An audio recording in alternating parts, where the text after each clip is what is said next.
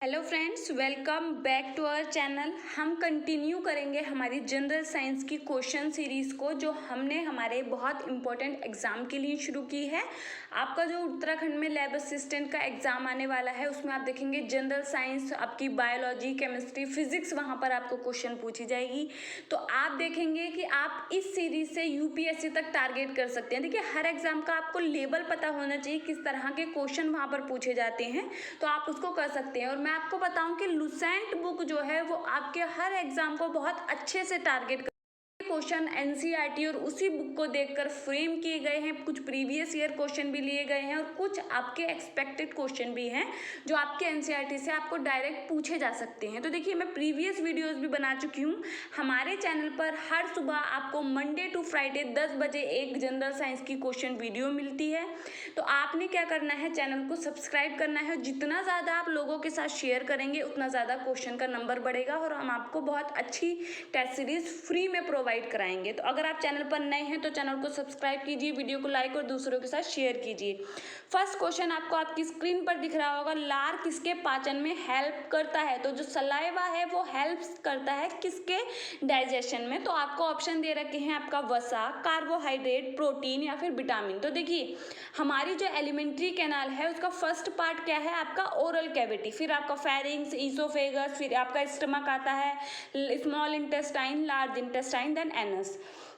तो आपने क्या देखना है, आप ध्यान देंगे कि जो आपका फर्स्ट जो पाचन शुरू हो जाता है, हम संपूर्ण पाचन नहीं कहेंगे, पाचन की जो स्टार्टिंग हो जाती है वो आपके मुख गुहा में हो जाती है, जहाँ पर लार क्या करती है, आपको कार्बोहाइड्रेट जो स्टार्च होता है उसको क्या करती है, ग्लूकोज में कन्वर्ट ना कर कर माल्टोज में कन्वर्ट करती है, जो कि आगे जाके स्मॉल इंटेस्टाइन में फिर जाके ग्लूकोज में कन्वर्ट होता है। तो यहाँ पर जो करेक्ट आंसर होगा वो है option number B. Next question देखिए, पाचन के दौरान प्रोटीन किस में परिवर्तित होता है? देखिए, अगर आपसे मैं ये पूछूं कि प्रोटीन का पाचन कहाँ शुरू हो जाता है, तो आपका करेक्ट आंसर होगा आमाशय। लेकिन प्रोटीन का जो कंप्लीट पाचन है, जो पूरी तरह से पाचन होता है, वो छोटी आंत में होता है। और आपको ध्यान रखना है, अगर हम आपके कार्बोहाइड्रेट को देखें तो वो ग्लूकोज में, जब उसका फाइनल पाचन होता है वो कहाँ होता है, अंतिम पाचन उसका ग्लूकोज में होता है। अगर हम देखें प्रोटीन का तो वो अमीनो अम्लों में होता है। अगर हम वसा का देखें तो वो वसीय अम्ल या फिर फैटी एसिड में होता है। ये चीज ध्यान रखनी है। तो पाचन के दौरान प्रोटीन किस में परिवर्तित होती है? तो अमीनो अम्ल में प्रोटीन आपकी परिवर्तित होती है। नेक्स्ट क्वेश्चन देखिए, अमीबा अपने भोजन का पाचन कहाँ करता है? तो देखिए, अमीबा के बारे में दो क्वेश्चन आपने बहुत अच्छे से ध्यान रखने हैं। अगर हम देखें तो जो स्यूडोपोडिया होता है वो उसके मूवमेंट में हेल्प करता है, मतलब उसको चलने में हेल्प करता है। स्यूडोपोडिया को हम क्या बोलते हैं? फॉल्स फूट भी बोलते हैं, मतलब उसके जो पैर होते हैं वो भी बोला जाता है, फॉल्स फूट भी बोला जाता है, फॉल्स फूट। तो यहाँ पर देखिए, यहाँ पर हम पूछ रहे हैं कि अमीबा अपने भोजन का जो पाचन है वो कहाँ करता है? तो वो करता है खाद्य रिक्तिका में, फूड वैक्यूल में। तो यहाँ पर जो करेक्ट आंसर है वो है ऑप्शन नंबर सी।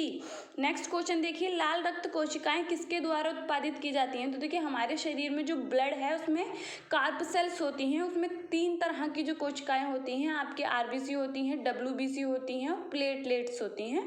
तो यहाँ पर देखिए, जो लाल रक्त कोशिकाएं हैं, जिनका अगर हम दूसरे क्वेश्चन भी देखें तो जो मानव शरीर की सबसे छोटी कोशिका में भी आती है, और इसमें क्या है, ये बोन मैरो मतलब अस्थि मज्जा में बनती हैं। यहाँ पर अस्थि मज्जा में इनका उत्पादन होता है और उनका जो जीवन काल होता है वो 120 दिन होता है, ध्यान रखना है।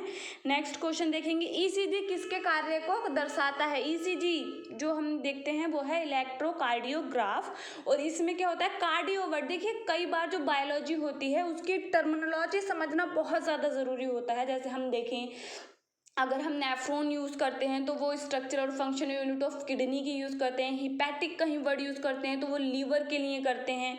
हिस्टोलॉजी है ऊतक, मतलब कुछ ऐसी टर्मिनोलॉजी होती हैं जो डायरेक्ट उस चीज़ को इंडिकेट करती है जिसके बारे में हम बात कर रहे हैं। तो कार्डियो जो वर्ड है वो बायोलॉजी की लैंग्वेज में हम हृदय के लिए यूज़ करते हैं। तो यहाँ पर ईसीजी जो है जिसको बोलते हैं इलेक्ट्रोकार्डियोग्राफ, तो वो यूज़ करते हैं, हृदय के कार्य को दर्शाती है। ईईजी जो होता है वो मस्तिष्क के कार्य को दर्शाता है। ठीक है, नेक्स्ट क्वेश्चन देखिए, दुनिया का सबसे पहला हृदय प्रतिरोपण किसने किया था? तो देखिए दुनिया में अगर हम देखें सबसे पहले अगर हार्ट ट्रांसप्लांट को देखें तो किसने किया था? वो क्रिस्टियन बर्नार्ड ने किया था। और इन्होंने अगर हम दूसरा क्वेश्चन देखें कि कहाँ हुआ था तो ध्यान रखना है साउथ अफ्रीका में हुआ था। ये चीज़ भी ध्यान रखनी है, क्वेश्चन है आपके एग्जाम का। नेक्स्ट क्वेश्चन देखिए, लैंथेनम किस ब्लॉक से संबंध रखता है? तो देखिए ये आपके बैक टू बैक 3-4 क्वेश्चन है, आपको उसका आंसर समझना है। देखिए लैंथेनम जो है वो डी ब्लॉक से रिलेट करता है। ये क्या डी ब्लॉक से रिलेट करता है, एफ ब्लॉक से आपने आंसर नहीं लगाना है लैंथेनम।